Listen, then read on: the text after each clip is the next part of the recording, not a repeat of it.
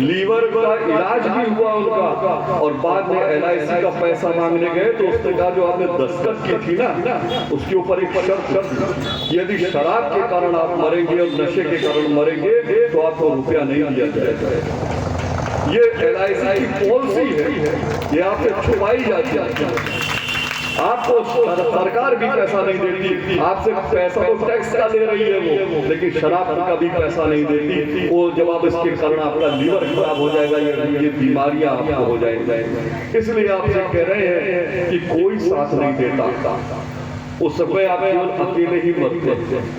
और मरना तो मैं किसी भी कैंसर हॉस्पिटल में जाके देखिए, अपने मन को क्या खराबी आती है, अपने जीवन में अपने मन में हमें मांगने की आदत पड़ जाती है। जैसे पैसा कम होता तुरंत मांगते हैं, बुआ जी मम्मी ने मना कर दिया पैसा नहीं देंगे, बुआ जी पैसा दे दीजिए, मौसी पैसा दे दीजिए। लड़का घर घर में जाकर के पैसा मांगने लगता है। एक बार उसका नशा, एक बार लत हो जाए उसको पशु तुल्य जीवन हो जाता है उसका, फिर वो जीवन जीने के उसमें नहीं हो जाता। गुरुदेव ने कहा बेटा नशेड़ी धरती पर भार के समान है, वो रहे चाहे ना रहे। कई लोग कहते हैं वैध शराब अवैध शराब, अरे हम कहते हैं अवैध और वैध क्या? वैध वही है जिसमें टैक्स दिए होंगे, उससे थोड़ी देर से मरोगे, वैध से तुरंत मर जाओगे। धरती पर बोझ के समान हो, तुम मर भी जाओगे तो तुम्हारे लिए कोई दिक्कत नहीं होगी। झूठी शान में लोग नशा जरूर करते हैं पर वो झूठी ही रह जाती है। पूरी दुनिया जानती है कि केवल एक कपोरी आती है, कोई उसकी बात का विश्वास नहीं करता, अपने अंदर आग भीतर आ जाती है। हमारी अंदर हम कुछ बात करते हैं, हम खुद ही जानने लग जाते हैं कि हमारी बात का कोई विश्वास नहीं करता, ये मन के अंदर बैठ जाता है और बहुत बड़ा नुकसान परिवार को होता है, बहुत बड़ा नुकसान परिवार को होता है। घर में कला होती है। आज लोग कहते हैं बेटी पढ़ाओ बेटी बचाओ, पर मैं उनसे कहता हूँ कि कैसे बेटियां जिस घर में जाएंगी उस घर में अगर नशेड़ी निकल गया पति तो आप जान के चलिए कि ये जीवन बीत जाता है उसको सुधारने में। हमारे यहाँ भी एक पिता की 2 बेटियां थी, दाई परिवार के थे, उन्होंने नहीं ध्यान दिया, पैसा देखा, रुपया देखा, शादी कर दी पहली बेटी, और 3 साल के बाद नशे के कारण उनको बीमारियां हुई और 2.5-3 साल में पूरा घर खाली हो गया, जेवर बिक गया, और बिक जाने के बाद सारा जो है पैसा चला गया। छोटी बेटी की शादी कर रहे थे तो बेटी ने कहा कि पिताजी किसी कम पैसे वाले से शादी कर देना और किसी नशेड़ी से शादी मत करना।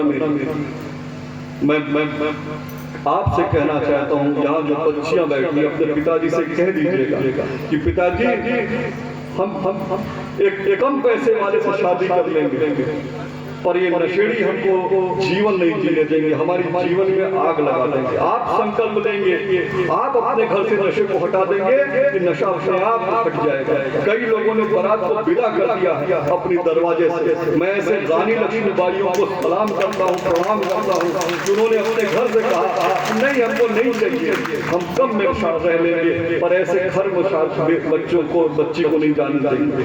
आपके पिता का मन में संकल्प होना चाहिए, आपकी माँ का संकल्प होना चाहिए, आपका परिवार कैसा होना चाहिए, इसका चयन आपको करना है। कला का वातावरण होता है, चिंता आ जाती है, भय आ जाता है, न जाने कितनी ऐसी समस्याएं घरों में आती है। गुरुदेव कहते हैं पिट्टी बीबी पिट्टे जेवर और छोड़ शराबी अपने तेवर। अगर घर में बीबी भी पिटती है, बच्चे भी पीते हैं, पर शराबी अपनी तरीके से काम करता है। इसी के साथ साथ बच्चों को पढ़ा नहीं पाते, बच्चे गरीब के गरीब रह जाते हैं। फीस पुस्तकें जुटाना इन सब के लिए बहुत। हमें स्कूल में गए थे, उस स्कूल में छोटे छोटे बच्चे थे, हम लोग को बुला दिया गया तो हमने उनसे पूछा कि कितने लोग नशा करते हैं तुम्हारे घरों में। कई बच्चों ने हाथ उठाया।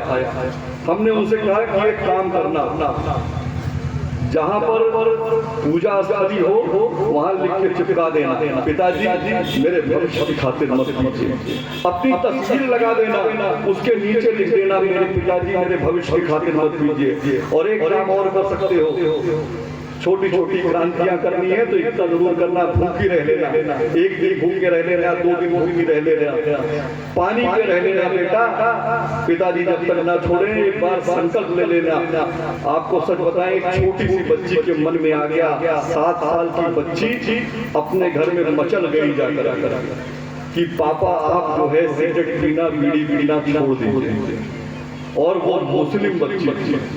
उसके पिताजी ने पूछा ये कौन लोग आए थे बताने के लिए, तो उन्होंने कहा कुछ मंदिर से, किसी मंदिर से लोग आए थे ये बताने के लिए। उसने अपने बच्ची को बीड़ी से जलाया, वो खाना नहीं खा रही थी, उसको बीड़ी से दाग लगाए कि तू खाना खा, उसके मुंह में खाना डाला, उसका व्रत तोड़ा, लेकिन पूरा घर परेशान हो गया, उसकी दादी परेशान, उसकी माँ परेशान, फिर सब उसके पिताजी पर चढ़ गए कि वो बुरा क्या कह रहे हैं, और कहते हैं जहां वो नमाज अदा करते थे वहां ले जाकर के उसने चिपक चिपका दिया कि पिताजी मेरे भविष्य की खातिर मत लीजिए।